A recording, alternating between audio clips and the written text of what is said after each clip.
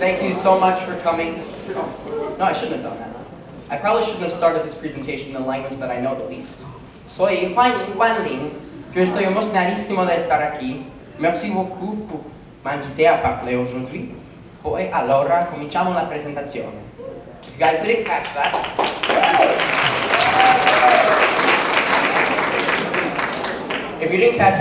welcome. I'm super excited to be here. Thank you so much for inviting me to speak. So let's get started. A lot of people know me around school as the language boy, or the kid that speaks like 10 languages, or a variant on that theme. And a lot of times when I meet people in new classes, or in the community, or in other social settings, they ask me about my language, the thing that I've done with these languages, and how I've contributed to the foreign language department at school, and what I've done with these languages. And the natural questions about this is the how and the why. How have you done this, and why have you done this? And I'll talk about how later, but the main question is why. And it's very, very true that I love travel. I really, really enjoy foreign culture, foreign food, learning about people from different places all over the world, but there's more to it. I actually started learning foreign languages with the vigor that I did in order to learn how to cope with a budding cycle of manic depression. So for me, the onset of my depression began in 8th grade. I remember it was the day before the February break, and I'm sitting in my bed, getting up. And you know you just feel like one of those days is going to be blah, you know it's going to be a bad day. But this time it was more intense. It was a stronger sense of melancholia. And I had asked my mom, I said, Mom, can I please just stay home today and start my break a day early? I'm really not feeling it. And she said, no, just go to school, it's one more day. I said, okay. And I decided that during this day, this Friday at school, I would take a vow of silence. And what I would do is use this time to reflect introspectively about how I was feeling. In retrospect, probably not the smartest idea, because it had me ruminate on these feelings of darkness. And that's what I did, and that's what happened to me over the next year. I became sluggish, melancholy, lachrymose even. Just a general sense of sadness and a plainness in my personality. I had already been seeing a psychologist since 6th grade for other reasons, but I had asked her to help me pursue a psychiatric treatment in order to supplement this cognitive behavioral therapy. So I was finally referred to a psychiatrist at the end of 9th grade and diagnosed with dysthymia. For those of you in AP Psych, you might know it as persistent depressive disorder. And the DSM, which I like to call the Bible for psychologists and psychiatrists, defines a major depressive disorder as a period of time which is about 2 weeks. And during this 2 weeks, you feel down, your mood is so low, there's no real pleasure in your life. Any activities that may have seemed pleasurable and you were passionate about, there's no enthusiasm there anymore. Your eating habits get all out of whack, and there may be feelings of worthlessness and suicidal ideation. And over that past year, I was feeling many, if not all, of these symptoms. And therefore, I was diagnosed with dysthymia and prescribed antidepressants accordingly. And these are antidepressants right there. Over the next year or two, I began to understand my depression more and learn how to keep it at bay. I continued taking my meds regularly, and I also learned how to cope naturally in my house or outside when I just needed to take a breather. And over the next 2 years, my mood began to elevate. I was happier, and I started to become more stable. I finished junior year in a great way. I did really well in all my classes, and I took a really, really nice trip to China with my dad, where I was his translator for business. Going into senior year, top of the world, so high.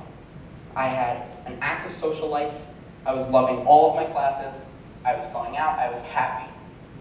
Then teachers' convention came, and all of these feelings of grandiosity and these feelings of exuberance, they dissipated. And all that was left were these familiar feelings of the darkness and the depression.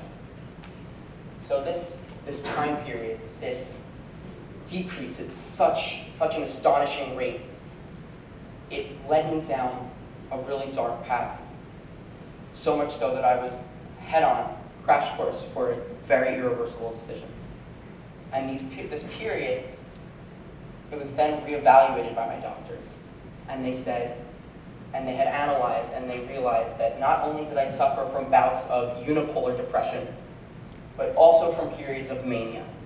And the DSM defines mania as a period of grandiosity, a period where things don't even matter. You are just so above everything.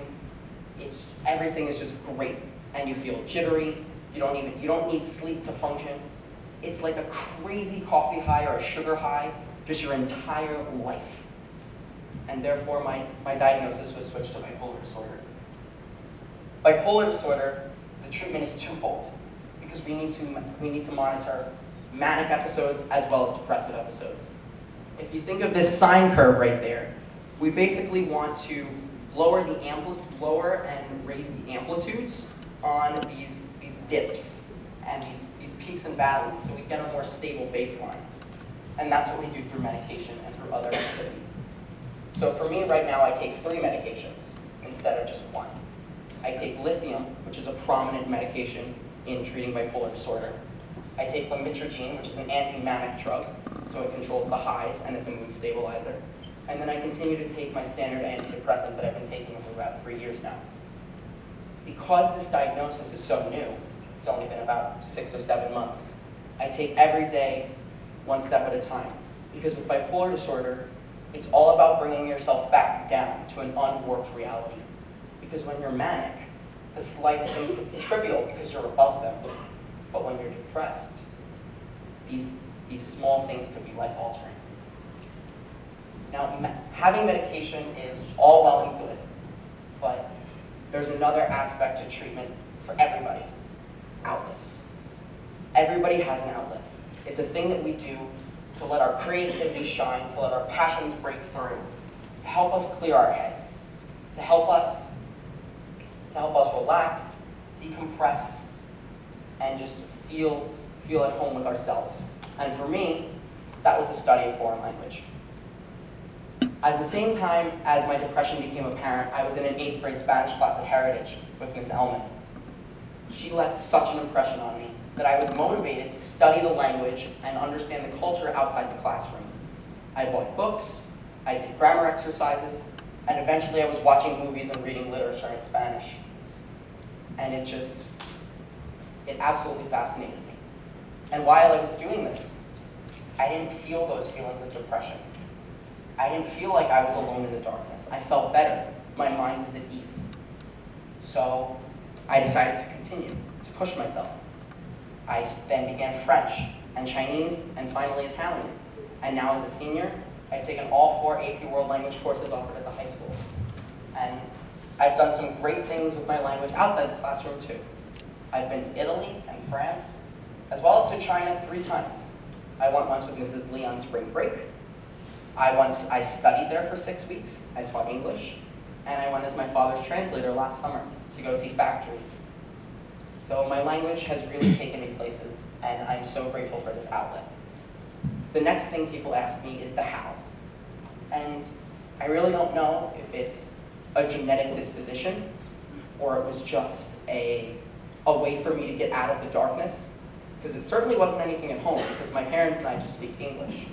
But I read somewhere, I think it was the New York Times a few years ago, that polyglotism, the ability to speak multiple languages, has been shown to be correlated with left-handedness and homosexuality.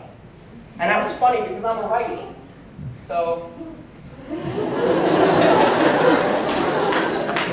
the third part of this parallel story is the coming out process, which also began for me right before freshman year, only to complicate this disheveled life I was living. I got home that summer in between 8th and 9th grade after a final year at sleepaway camp, where I was bullied for being perceived as gay. And I didn't know it. At that point, I was in a period of transition. I didn't know how I was feeling. I was still sorting myself out.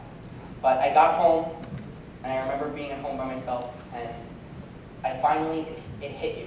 It hit me, and I had the epiphany, and the self-revelation, admitting to myself that I was a homosexual, is probably the greatest self-realization that I've had in my life thus far. So the coming out process then expands to my friends and my family. And I told my mom a few weeks later. I remember I'm in my therapist's office. Body is trembling.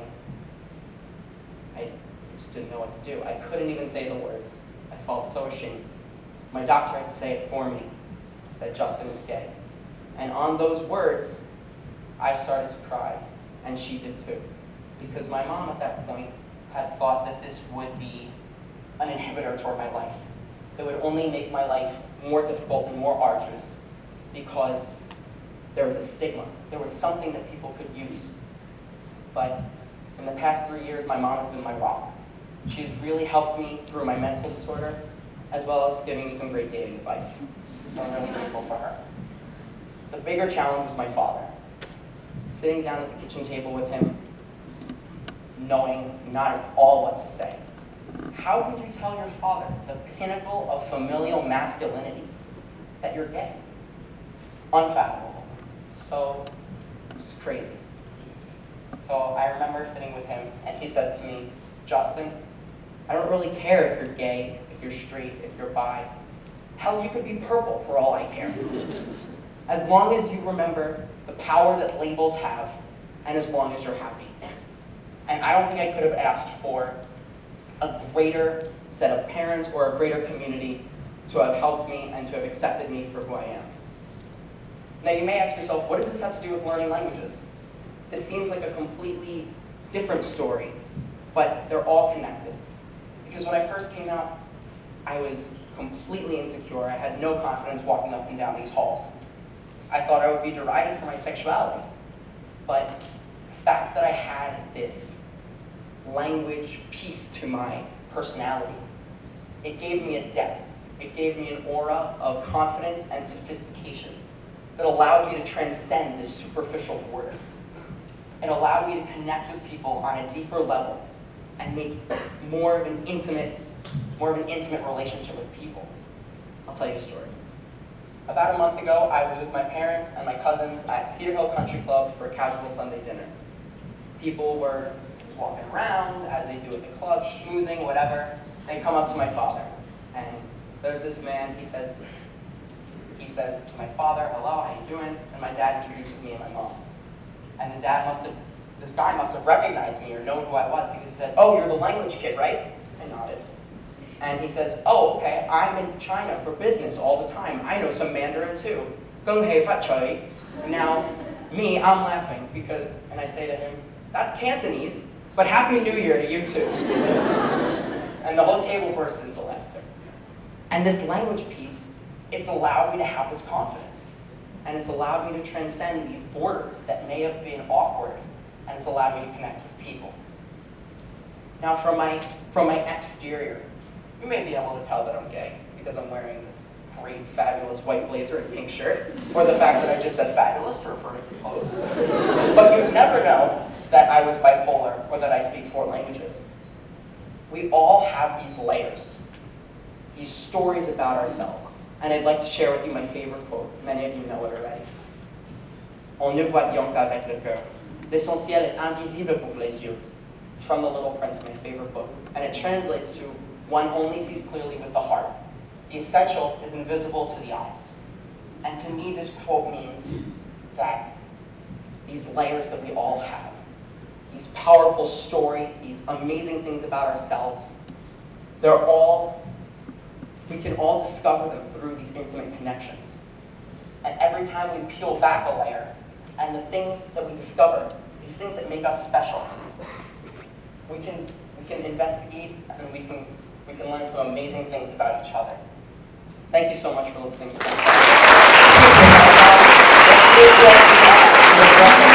me.